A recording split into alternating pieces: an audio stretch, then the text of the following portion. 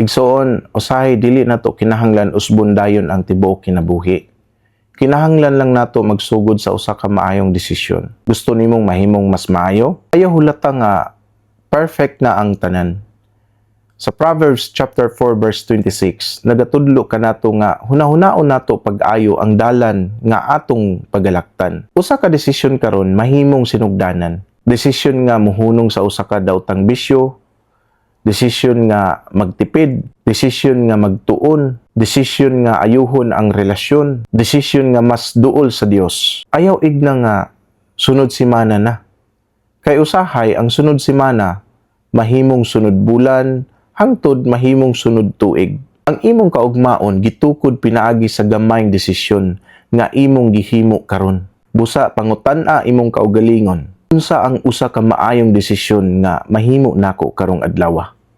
Mayong adlaw kanimo.